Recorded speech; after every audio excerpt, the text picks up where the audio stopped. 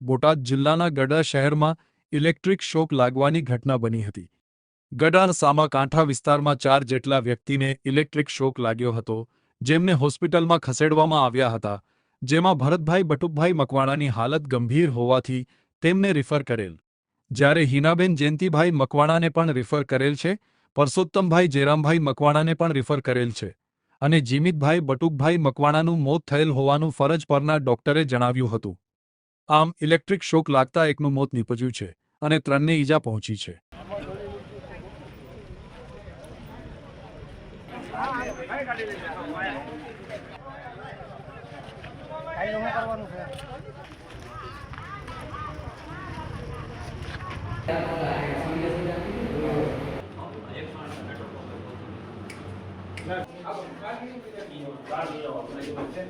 એને મેં કીધું ટ્રોલી ચડી ગઈ છે ને ત્યાં ખાલી ચડી ગઈ દાખલ કરી નાખ્યા બાટલા શરૂ થઈ ગયા।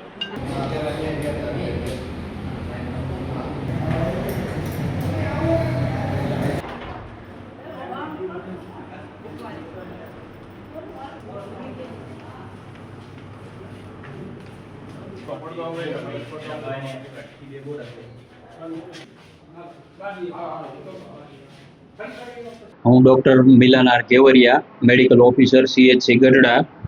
આજરોજ અહીં ગઢડામાં સામાકાંઠા વિસ્તારમાં 4 વ્યક્તિને ઘરે ઇલેક્ટ્રિક શોક લાગતા અહીંયા સરકારી દવાખાના ખાતે સારવાર માટે લાવવામાં આવેલા, જેમાં ભરતભાઈ બટુકભાઈ મકવાણા ઉંમર 35 વર્ષ સિરિયસ હતા, તેમને 108 મારફતે હોસ્પિટલમાં રિફર કરેલ છે।